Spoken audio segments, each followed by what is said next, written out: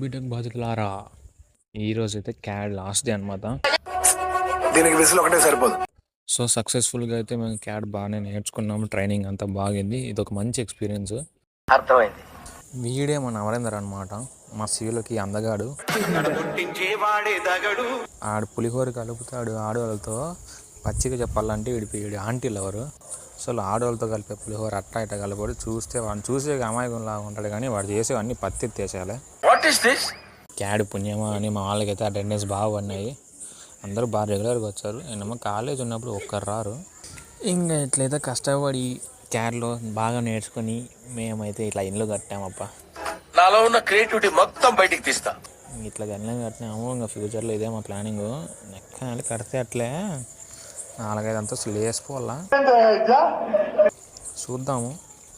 Subscribers దయ వల్ల, మీ subscriber దీవెనలో ఉంటే చాలు మాకు.